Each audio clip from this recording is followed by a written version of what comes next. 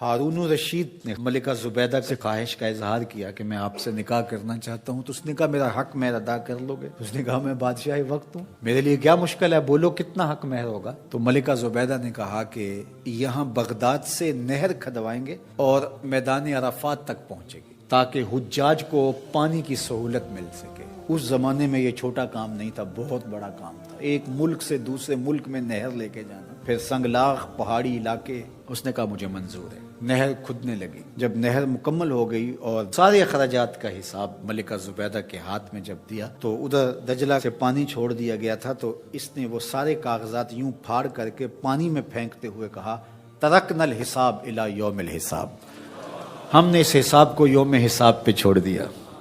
اللہ اکبر، آج ہم حساب نہیں کرتے، اللہ بھی ہمارا حساب نہ کرے۔ تو اللہ کے بارگاہ میں جب پیش ہو جاؤ، اس کے راہ میں دو، پھر بے حساب دیا کرو، اللہ ہمارا حساب آسان کر دے۔ حضور علیہ الصلوۃ والسلام جب اللہ کے حضور دعا مانگتے تھے تو یہ دعا بھی کبھی مانگتے، اللہم حاسبنی حسابا یسیرا۔ اللہ اکبر، اللہ کے محبوب ہو کہ اللہ کی بارگاہ میں عرض گزار ہیں، اے اللہ میرا حساب آسان فرمانا۔ ام المومنین سیدہ عائشہ رضی اللہ تعالی عنہا فرماتی ہیں کہ حضور حساب یسیر سے مراد کیا ہے؟ تو آقا کریم نے فرمایا کہ بس اللہ کے حضور پیشی ہوگی، اللہ حساب دیکھے گا اور یوں ہی معاف کر دے گا۔ جس کا پھر حساب شروع ہو گیا فرمایا وہ ہلاک ہو گیا۔ اگر کسی کی جانچ پڑتال شروع ہو گئی تو پھر وہ نہیں بچ پائے گا۔ تو اللہ سے یہ بات عرض کرو کہ مالک میرا حساب یسیر فرما، آسان حساب، بلکہ مالک تو کریم ہے، تو نہ ہی حساب لینا، تو یوں ہی معاف کر دینا۔ تو اللہ کی بارگاہ میں جب ہم کہتے ہیں ربنا آتنا فی الدنیا حسنۃ وفی الآخرۃ حسنہ، تو حسنہ آخرت سے مراد ہوتا ہے مالک میرا حساب آسان ہو، فضائے اکبر کے دن میں امن میں رہوں، اور مالک تو جنت میرا مقسوم فرما دے۔ اور آخری جملہ اس دعا کا وقنا عذاب النار، اور اللہ مجھے آتش دوزخ سے بچا لے۔ حسنات آخرت جب طلب کی تو اس نے دوزخ کے نجات کی دعا شامل تھی، کیونکہ جب دخول جنت کی دعا ہو گئی تو دوزخ سے بچیں گے تو جنت میں جائیں گے، لیکن الگ سے اس کا ذکر کر دیا گیا اس کی ہولناکی کی وجہ سے کہ وقنا عذاب النار، اے اللہ مجھے آتش دوزخ سے بچا لے۔ اللہ اکبر۔ حضور نے ایک دن جبریل امین سے پوچھا مجھے جہنم کے عذابوں کا ذکر سناؤ، تو جبریل امین نے کہا حضور اخف العذاب، سب سے ہلکا عذاب جو جہنم میں جہنمی کو دیا جائے گا وہ یہ ہوگا کہ اس کے پاؤں میں آگ کے جوتے رکھے جائیں گے۔ ویسے تو آگ میں ڈوبے ہوئے ہوں گے، آگ کے کنویں میں پھینک دیے جائیں گے، آگ کے پہاڑ ہیں، ایسی وادیاں ہیں جن سے جہنم بھی ایک دن میں 700 مرتبہ پناہ مانگتی ہے، لیکن سب سے ہلکا عذاب، اخف العذاب، سب سے خفیف ترین عذاب جو جہنمی کو جہنم میں دیا جائے گا، اس کے پاؤں میں آگ کے جوتے رکھے جائیں گے، باقی اس کا آگ میں بدن نہیں ہوگا، یہ سب سے ہلکا عذاب ہوگا۔ لیکن یغلی منہما دماغہ، ان آگ کے جوتوں کی شدت اور حدت اور گرمی اور حرارت اتنی ہوگی کہ اس سے دماغ پگھل کے ناک اور منہ کے راستے سے باہر آنا شروع ہو جائے۔ یہ سب سے ہلکے عذاب کی کیفیت ہے، جو سخت عذاب ہیں الیاذ باللہ۔ تو اس لیے آتش دوزخ سے پناہ مانگو کہ اللہ مجھے آتش دوزخ سے بچانا۔ اس دنیا کی آگ سے فرمایا 70 گنا زیادہ تیز ہے وہ آتش دوزخ، اور وہ بدن کے ساتھ چپک جائے۔ یہ تو صرف جلاتی اور خشک کرتی ہے، وہ آگ بدن کے ساتھ جسموں کے ساتھ چپک بھی جاتی ہے اور جدا نہیں ہو پاتی، تارکول کی جیسا لوک چپک جاتی ہے، اس طرح وہ آگ چپک جائے گی بدنوں کے ساتھ۔ الیاذ باللہ، اس کا ایک انگارہ اگر پہاڑ پہ رکھ دی جائے، دنیا کے پہاڑوں پہ، تو پہاڑ پگھل جائیں۔ یہ ہے اس آگ کی شدت اور اس آگ کی حدت۔ جہنمی کو اگر جہنم سے نکال کر اس دنیا کی آگ میں ڈالا جائے تو اس کو نیند آ جائے، وہ آگ اتنی سخت ہو۔ 70,000 زنجیروں میں جہنم کو ڈال کر کے جب میدان حشر میں لایا جائے گا، یہ تو ایک لمبی سی گردن دی جائے گی جہنم کو، لوگوں کے سروں کے اوپر گھوم رہی ہو، اور وہ کچھ بد اعمال کرنے والوں کو جہنم ڈھونڈ رہی ہوگی، اور پھر جب بھی مخصوص کچھ جرائم ہیں ان جرموں کا کرنے والا اسے نظر آئے گا تو وہ گردن وہاں سے دبوچ کے اس کو اپنے اندر پھینک لے گی، اور جب وہ انسانوں کے سروں پہ گھوم رہی ہوگی تو بدن تھر تھر کانپ رہے ہوں گے، کلیجے دہل رہے ہوں گے، کیا ہولناکی کا منظر ہوگا۔ تو اس لیے اللہ کی بارگاہ میں یہ تیسری دعا اس دعا میں شامل کی گئی، وقنا عذاب النار، اے اللہ آتش دوزخ سے میں بچانا، اس دن کی سختیوں سے بچانا، اس دن کی مشکلوں سے بچانا۔ آئیے مل کے اللہ کی بارگاہ میں یہ دعا مانگ لیتے ہیں، ربنا آتنا فی الدنیا حسنۃ وفی الآخرۃ حسنۃ وقنا عذاب النار۔ زخموں سے تڑپتے ہوئے ایک شخص نے پانی مانگا اور وہ سخت پیاس کی شدت میں مبتلا تھا اور العطش پکار رہا تھا، تو کوئی چھاگل میں پانی لے آیا اور وہ پانی اس کی زندگی برقرار رکھنے کا ذریعہ ہو سکتا تھا۔ جو ہی اس نے وہ آب خورا اپنے ہونٹوں کے قریب کیا تو دوسرے زخمی کے تڑپنے کی اور اس کی بے تابی کی صدائیں بلند ہوئیں اور اس نے بھی العطش پانی پانی پکارا، تو اس نے وہیں سے وہ آب خورا چھوڑ دیا اور کہا کہ یہ میرے اس بھائی کو دے دیا جائے۔ وہ پینے لگا تو تیسری جانب سے آواز آئی تو اس نے وہاں بڑھا دیا، تو اس طرح وہ 7 جگہ سے گھومتا رہا اور وہ پیاس سے جان دے دیتے ہیں لیکن ترجیح دوسرے بھائی کو دے رہے ہیں۔ یہ تھا دوسرے کے لیے پسند کرنے کا جذبہ، اور آج ہماری صورتحال اس سے مختلف ہے۔ اس لیے آج ایک ماں کے بیٹے، ایک باپ کے بیٹے ایک دوسرے کے لیے سینوں میں نفرت رکھے ہوئے زندگی کو کتنی تلخی سے بسر کر رہے ہیں۔ زندگی محبت سے گزرتی ہے، نفرتوں سے نہیں گزرتی۔ جب آپ کا دل کشادہ ہوگا، دل کا شیشہ صاف ہوگا، یہ شفافیت زندگی میں جمال پیدا کرے گی، زندگی میں خوبصورتی پیدا کرے گی۔ جب آپ دوسروں کے لیے کشادہ دل نہیں ہوں گے، کشادہ دماغ نہیں ہوں گے، کشادہ ظرف نہیں ہوں گے، تو اس وقت خود بخود زندگی تنگ ہونا شروع ہو جائے گی۔ تو وہ ضابطہ دیا میرے اور آپ کے آقا و مولا نے کہ لا یؤمن احدکم حتی یحب لاخیہ ما یحب لنفسہ۔ خوبصورت معاشرت کی ضمانت ہے حضور علیہ السلام کا یہ فرمان۔ یہ دلوں کی تختیوں پہ نقش کر لیجئے اور اس کو زندگی کا منشور بنا لیجئے۔ زندگی سوکھی بھی ہو جائے گی اور آپ ایک نافع وجود کی شکل میں اس معاشرے کا حصہ ہوں گے۔ اور وہ کیا ہے؟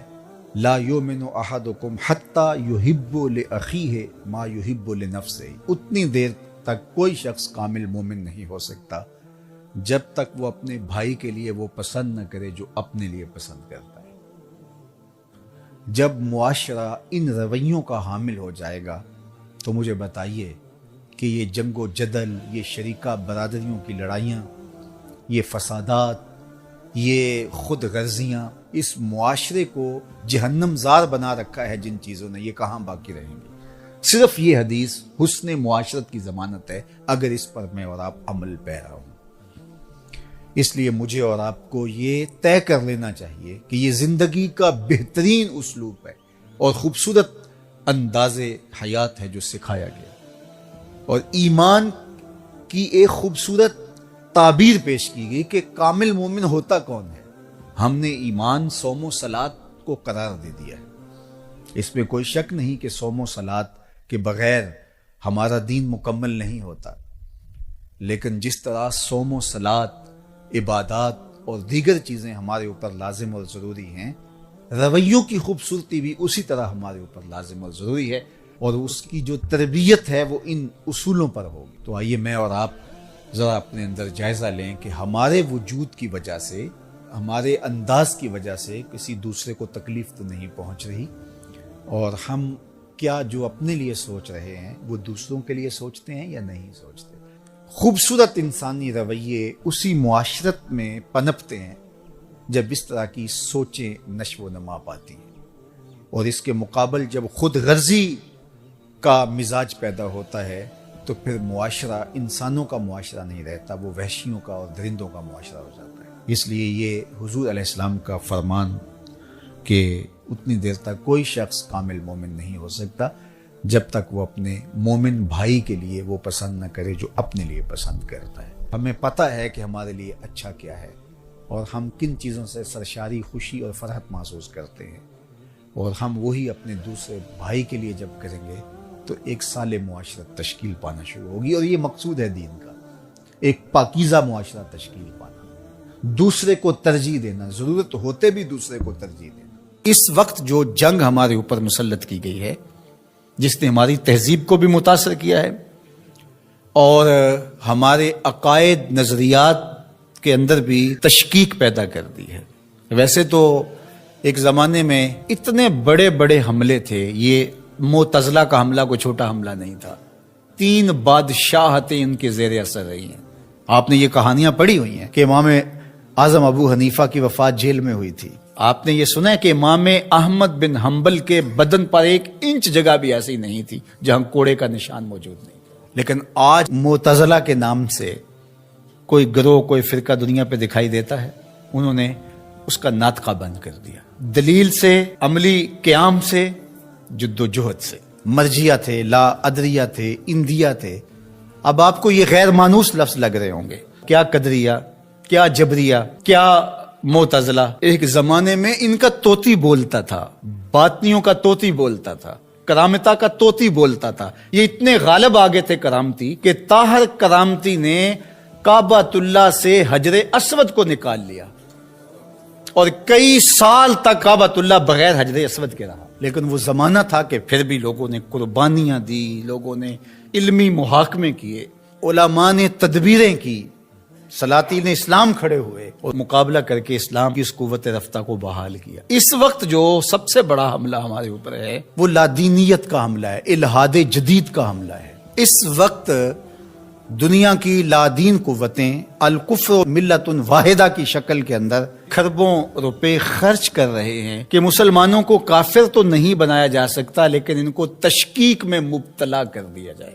ان کو مسلمان بھی نہ رہنے دیا جائے، تشتت اور افتراق پیدا کر دیا جائے، فرقہ واریت کے بیج ان کے اندر بوئے جائیں، یہ باہم دست و گریبان ہو جائے، جغرافیائی تقسیمات پر ان کا یقین ایمان کی حد تک چلا جائے۔ عجم اور عرب کی لڑائی پر 2 ممالک کو آپس میں کھڑا کر دیا گیا، اور یہ جتنے فسادات مشرق وسطیٰ میں ہوئے ہیں، مسلم کش ہو گیا، ایک دوسرے کو مارنے لگے، لسانی بنیادوں پر، فرقہ وارانہ بنیادوں پر، قتل عام ہوا، مسلمان کا خون پانی سے بھی سستا ہو کر کے بہا، اور جنگیں جو بھی لڑی جاتی ہیں مفاد کی عالمی طاقتیں اسی خطے میں لڑتی ہیں۔ یورپ میں کوئی جنگ نہیں لڑی جا رہی، عالمی طاقتوں کا بازیچہ بن کے ہم رہ گئے۔ ہم کب شعور کی آنکھ کھولیں گے؟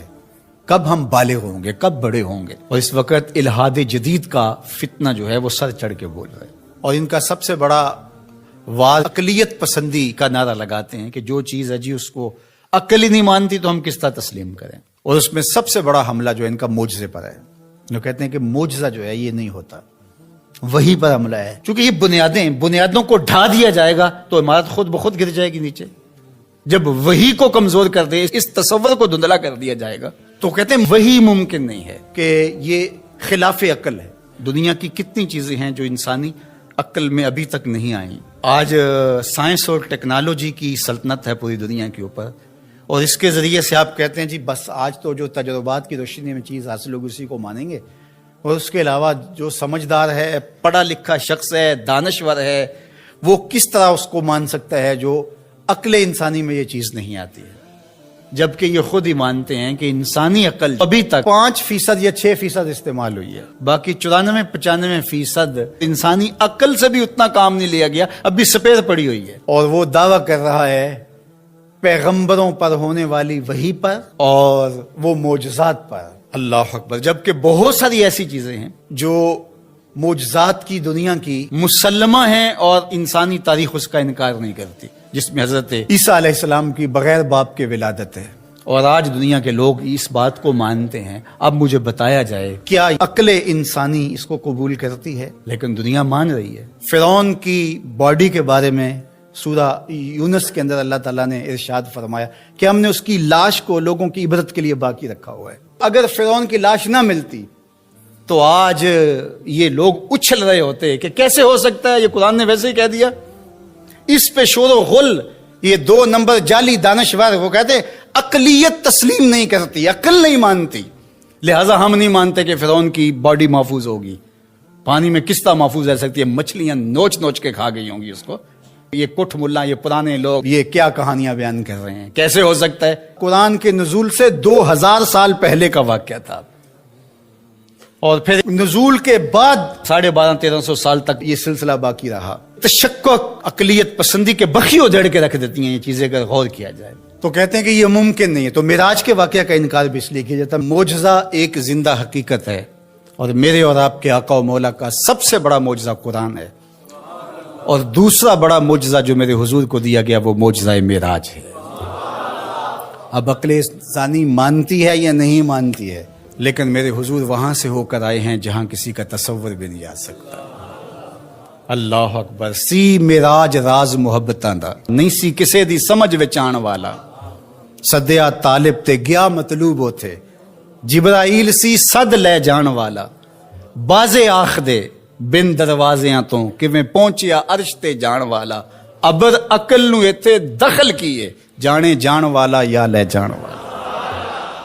تمہارا لباس، تمہاری وضاقتہ اس طرح سے ہونی چاہیے کہ لوگوں کے لیے وحشت کا ذریعہ نہ ہو، تمہیں دیکھ کر بھی لوگوں کو اچھا لگے، بھلا لگے، تمہاری حیت ترکیبی بھی ایسی نہ ہو۔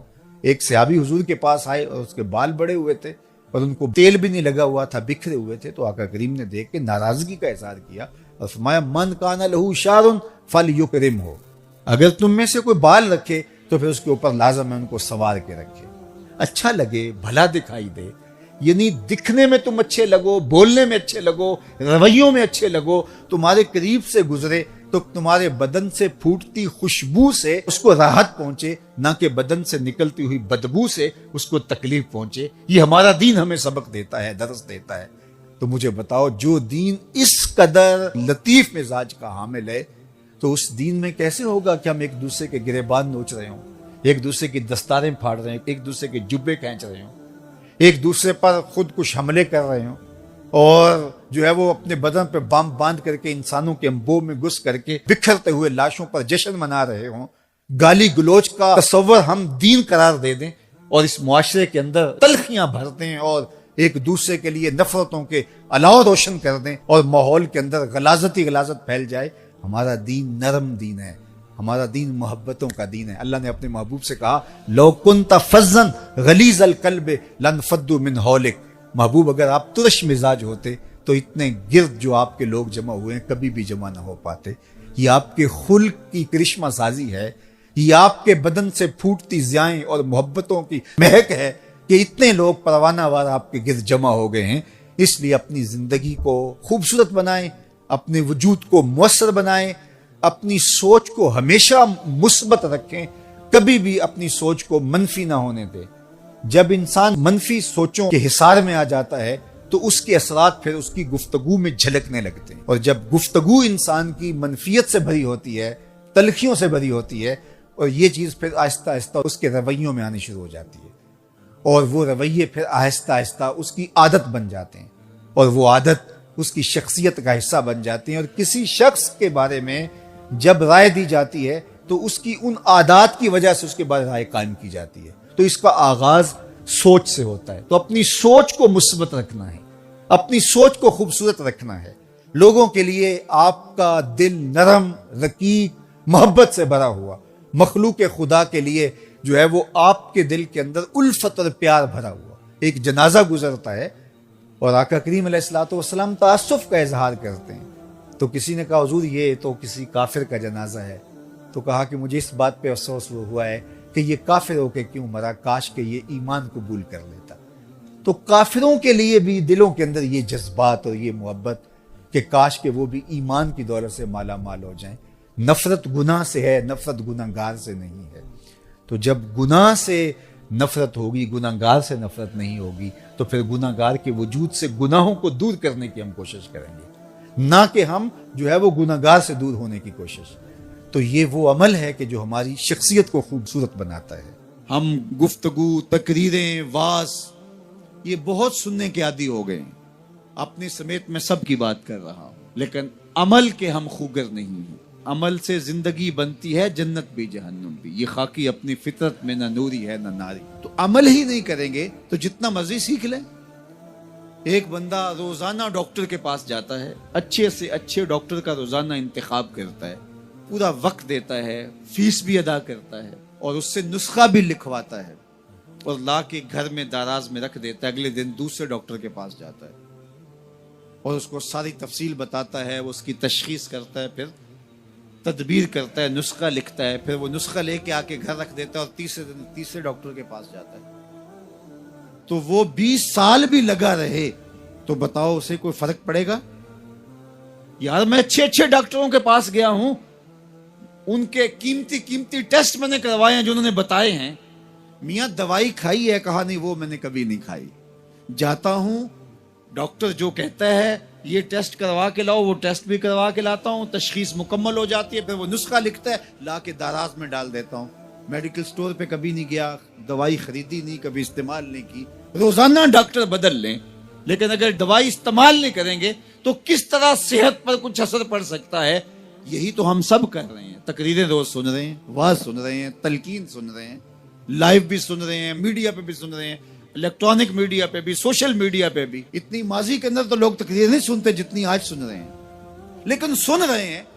جس طرح ڈاکٹر سے دوا لکھوا لی اور لا کے دراز میں ڈال دی، یہ ساری چیزیں ہم سن رہے ہیں لیکن کبھی عمل کی طرف نہیں گئے. تو زندگی 20 سال جس طرح پہلے تھی آج بھی اسی طرح ہے، اور پوری امت کا یہ مزاج بن گیا ہے. لہٰذا امت جہاں 70 سال پہلے کھڑی تھی آج بھی وہاں کھڑی ہے. اس لیے کہ ہم نسخے اچھے اچھے لکھواتے ہیں لیکن کبھی عمل نہیں کیا. اگر عمل کے خوگر بن جائیں تو ہماری زندگی بدل جائے اور یہ امت مسلمہ جو پستیوں کا شکار ہے یہ عروج اور بانکپن کا نور پا جائے. تو عمل کے خوگر ہم اپنے آپ کو بنائیں. ہمارا صرف سماعت کی حد تک دین ہے. وہ ایک غیر مسلم نے اسلام قبول کر لیا، نوجوان تھا. تو ایک دن دوستوں کے ساتھ، جو اس کے مسلمان دوست تھے، کہیں کسی جگہ پہ گیا تو نماز کا وقت ہو گیا. تو لوگ گئے، جتنے بھی لوگ تھے انہوں نے جلدی جلدی نماز پڑھی جس طرح ہم پڑھتے ہیں، اور پڑھ کے آ کے وہ کھانے کی ٹیبل پہ بیٹھ گئے اور اس دوست کا انتظار کر رہے ہیں جو نو مسلم تھا. وہ آ نہیں رہا. آدھا گھنٹہ لگ گیا. آدھے گھنٹے کے بعد آیا تو سارے کوسنے لگے تو نے اتنا وقت لگا دیا. تو وہ رو پڑا. اس نے کہا کہ اصل تم مسلمان ہو، تمہیں پرابلم نہیں ہے، تمہیں مسئلہ نہیں ہے. میں نیا نیا مسلمان ہوا ہوں، تم تو پیدائشی ہو. وہ جو میں نے نماز کا سنا ہے کہ بالکل اپنے آپ کو حاضر کرنا ہے اور اس طرح ہاتھ اٹھانے ہیں، پھر کعبۃ اللہ کا تصور کرنا ہے، اور پھر پوری طرح سے جو خیال وسوسے آئے ہیں ان کو جھٹکنا ہے، یکسو ہونا ہے، پھر تصور کر کے ہاتھ باندھنے. تو مجھے اس پر کچھ وقت لگ جاتا ہے اور اس لیے لیٹ ہو گئی. اور تم تو ماشاءاللہ پیدائشی مسلمان ہو، تمہارے لیے تو یہ مسئلہ کوئی نہیں، تم تو ایسے جاتے ہو، کھڑے ہو جاتے ہو. تو میں نیا نیا مسلمان ہوا ہوں تو میرے لیے 15-20 منٹ تو اس کام پہ لگتے ہیں. تو وہ بیچارے بڑے شرمندے ہوئے کہ ہم تو نماز بھی پڑھ رہے ہوتے ہیں اور دکان کا سودا بھی بیچ رہے ہوتے ہیں. ہم تو نماز بھی پڑھ رہے ہوتے ہیں، ہمارا خیال کہیں اور بھٹک رہا ہوتا ہے. ہم نے کبھی سوچا ہی نہیں ہے کہ ہم اس تصور کو پختہ کر لیں. اس نے بھولے انداز سے کہا اور وہ سچے دل سے کہہ رہا تھا، تم پیدائشی مسلمان ہو، تمہیں تو مسئلہ ہی کوئی نہیں ہے، جاتے ہو یوں کھڑے ہو جاتے ہو. لیکن مجھے 10 منٹ 15 منٹ لگتے ہیں کعبۃ اللہ کا تصور سامنے لاتے ہوئے، خیالات کو جھٹکتے ہوئے. یہ پریکٹس ہے اسلام کی. ہم صرف رسمی مسلمان ہیں. اقبال علیہ رحمہ نے جب شکوہ کیا نا تو شکوے میں ایک بات یہ بھی کہی کہ واعظ قوم کی وہ پختہ خیالی نہ رہی، برکے طبعی نہ رہی، شعلہ مکالی نہ رہی، فلسفہ رہ گیا، تلقین غزالی نہ رہی، رہ گئی رسم آزاں روح بلالی نہ رہی، مسجد مرثیہ خواہیں کہ نمازی نہ رہے، یعنی صاحب اوصاف وہ حجازی نہ رہے. ہماری نمازیں، ہماری اذانیں، ہمارے عمل بس زبان سے ہی ہیں، روح تک اترے نہیں. دل مومن ہے تیرا نہ میرا، تو بھی نمازی میں بھی نمازی. جب تک اس کو نہیں بدلیں گے، کہتے ہیں کعبے گیا گل نہیں مک دیجئے دلو نہ مکائی. اس کو مسلمان کریں، اس کو درست کریں، اپنے عمل کو درست کریں. ضمیر کی عدالت میں اپنے آپ کو کھڑا کر کے سوال کریں کہ ہم مسلمان ہیں اور 5 گانا نماز یہ بنیاد ہے ہماری. کیا بد نصیبی ہے کہ ہمیں 5 گانا سجدے بھی نصیب نہیں ہیں. اللہ اکبر. کسی نے کہا تھا کہ میں نہیں پڑھتا نماز، تو میں نے کہا تھا کہ تو کون ہے نہ پڑھنے والا، رب تجھے بلاتا ہی نہیں ہے. اللہ جس سے ناراض ہوتا ہے اس کی بینائی نہیں چھینتا. اللہ جس سے ناراض ہوتا ہے اس کی قوت گویائی ختم نہیں کرتا. جس سے ناراض ہوتا ہے چلنے کی سکت ختم نہیں ہوتی. جس سے ناراض ہوتا ہے اس کی شنوائی ماند نہیں پڑتی. اللہ جس سے ناراض ہوتا ہے اس سے ہدایت چھین لیتا ہے، اس سے خیر کی توفیق چھن جاتی ہے اور وہ ظلمتوں میں ڈوب جاتا ہے. مکر، فریب، سازش، جھوٹ، منافقت، بدعملی، بدترین رویے اس کی زندگی ہوتی ہے اور وہ اس پہ مطمئن ہوتا ہے کہ ٹھیک ہے میں جیسے زندگی گزار رہا ہوں میں چالاکی سے لوگوں کو بیوقوف بنایا ہوا ہے، یہ اس کی بربادی ہوتی ہے، یہ رب کی ناراضگی کا سبب ہے۔ آئیے میں اور آپ عمل کے خوگر بنے، زندگی کٹ رہی ہے، لمحہ لمحہ میں اور آپ موت کے قریب ہو رہے ہیں، اس سے قبل کہ سانسوں کی لٹکتی ہوئی یہ ڈوری ٹوٹ جائے اور یہ 6 فٹ کا کدے رانہ مٹی کا تودا بن کے زمین پہ گر جائے، اس سے قبل مجھے اور آپ کو اپنے عمل، اپنے رویے اور اپنے طرز زندگی پر غور کرنا ہوگا۔ تو آئیے ہم اپنی زندگی کو نور و نکھت اور روشنیوں سے مالا مال کریں، دنیا آخرت کی بہاریں اللہ ہم سب کی روحوں میں اتار دے۔ کمایا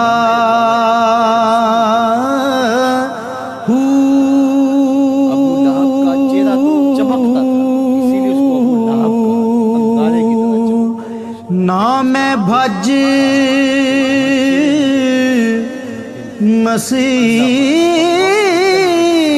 مسیتی وڑیا نہ تسبہ شیشے اتے کٹا جمیا کنداں چاڑی جاندے جلداں نوں اے سانپ کے رکھن ورکے پھاڑی جاندے، جلداں نوں اے سانپ کے رکھ دے ورکے پھاڑی جاندے۔ تو اصل تو یہ صاف ہونا چاہیے، یہ ستھرا ہونا چاہیے۔ میرے اور آپ کے آقا و مولا حضور ختم المرتبت صلی اللہ علیہ وآلہ وسلم، ہمارے ماں باپ ان پہ قربان، کثرت کے ساتھ ایک دعا مانگتے تھے، یا مقلب القلوب ثبت قلبی علی دینک، اے دلوں کو پھیرنے والے میرے دل کو اپنے دین پہ ثابت رکھنا۔ ام المومنین رضی اللہ تعالیٰ عنہ فرماتی ہیں کہ میں نے حضور علیہ السلام سے پوچھا کہ حضور اسلام لانے کے بعد بھی اس کی ضرورت ہے کہ یہ اللہ کی بارگاہ میں عرض کریں؟ تو آقا کریم نے ارشاد فرمایا کہ دل رحمان کی 2 انگلیوں کے درمیان ہے، وہ جس طرف چاہے پلٹ دے، بے نیاز ہے، تو اس لیے ہر وقت اس سے مانگنا چاہیے اللہ میرا دل سلامت رہے، دین پر قائم رہے۔ ورنہ ہم دیکھتے ہیں کتنے لوگ ہیں بظاہر اچھے ہوتے ہیں لیکن انجام بخیر نہیں ہوتا۔ انما الاعمال بالخواتیم، اعمال کا دار و مدار حسن خاتمہ پہ ہے۔ خاتمہ کیسا ہوتا ہے؟ حضرت سہل بن سعد الساعدی رضی اللہ تعالیٰ عنہ فرماتے ہیں کہ ایک غزوہ میں ایک مالدار شخص بڑی بے جگری سے لڑ رہا تھا، اس جرت سے لڑ رہا تھا کہ ہمارے دل میں آیا کہ کیا بات ہے۔ آقا کریم علیہ السلام نے دیکھا تو فرمایا جس نے اہل جہنم میں سے کسی کو دیکھنا ہوتے سے دیکھ۔ بڑی حیرت ہوئی، ایک صحابی کہتے ہیں میں اس کے پیچھے ہو گیا کہ حضور علیہ السلام نے جو فرمایا ہے کوئی وجہ ہوگی تو میں دیکھوں ماجرا کیا ہے۔ تو کہتے ہیں جب وہ لڑتے لڑتے زخمی ہو گیا تو اس نے اپنی ہی تلوار کو اپنے سینے میں یوں رکھ کر کے اپنا وزن اس اوپر ڈال دیا اور 2 کندھوں کے درمیان سے تلوار ادھر نکل گئی اور یوں خودکشی کر لی۔ تو کہا کہ بندہ ساری زندگی نیکیاں کرتا ہے، لکھا ہوا غالب آ جاتا ہے اور پھر آخر اچھا نہیں اس کا رہتا۔ اور کتنے ایسے لوگ ہیں کہ جن کا ماضی بہت بھیانک اور برا تھا لیکن آخر ٹھیک ہو جاتا ہے۔ تو اس لیے ہمیشہ اللہ سے انجام بخیر کی دعا مانگو۔ یا مقلب القلوب ثبت قلبی علی دینک، اے دلوں کو پھیرنے والے ہمارے دلوں کو دین پہ ثابت رکھنا، کہیں ایسا نہ ہو کہ ہمارا انجام ٹھیک نہ ہو، انجام ہمارا ٹھیک ہونا چاہیے۔ حضرت ابی ملیکہ رضی اللہ تعالی عنہ فرماتے میں 30 اصحاب رسول سے ملاقات کی ہے، میں نے سب کو فکر مند پایا ہے انجام ٹھیک ہو جائے۔ جنہوں نے اپنی آنکھوں سے حضور کو دیکھا وہ بھی ڈر رہے ہیں ہمارا انجام ٹھیک ہو جائے۔ رنگا رنگ سہیلیاں پرن کڑے پر پریا اس دا جانیے جس دا توڑ چڑھے۔ ہمیں ایک اور دعا ترغیب دی گئی قرآن مجید میں اہل ایمان کو، اور وہ کیا؟ ربنا لا تزغ قلوبنا بعد اذ ہدیتنا وہب لنا من لدنک رحمہ انک انت الوہاب۔ اے اللہ ہمارے دلوں کو سیدھا کر دینے کے بعد دوبارہ ٹیڑھا نہ کرنا۔ یہ دل سیدھے ہیں تو سیدھے ہی رہیں، یہ کبھی دوبارہ ٹیڑھے نہ ہوں۔ یہ نرم ہیں تو نرم ہی رہیں، کہیں پتھر نہ ہو جائیں۔ ایمان کے نور سے جگمگا رہے ہیں اللہ، یہ جگمگاتے ہی رہیں، کہیں دوبارہ ان میں ظلمتیں نہ آ جائیں۔ لا تزغ قلوبنا بعد اذ ہدیتنا، ہمارے دلوں کو سیدھا کر دینے کے بعد دوبارہ ٹیڑھا نہ کر دینا۔ وہب لنا من لدنک رحمہ، اور ہمیں اپنی جناب سے رحمتیں عطا کر دے۔ انک انت الوہاب، تو وہاب ہے، اپنے کرم سے اپنے فضل سے ہمیں مالا مال فرما دے۔ تو میری دعا ہے اپنے لیے سب سے پہلے اور آپ سب کے لیے اور اپنے جملہ دوستوں کے لیے، پیر بھائیوں کے لیے، سب ملنے والوں کے لیے کہ اے اللہ ہم سب کو ہمیشہ ثابت قدم دین پہ رکھنا، آخری ہچکی تیرے نام پہ آئے، تیرے محبوب کی غلامی میں آئے، ہم سب کا خاتمہ ایمان پہ۔ ایک ایک کر کے دوست ہم سے جدا ہو رہے ہیں، ہم بھی اس دنیا پہ مستقل رہنے والے نہیں ہیں، کوچ کر جانے والے ہیں۔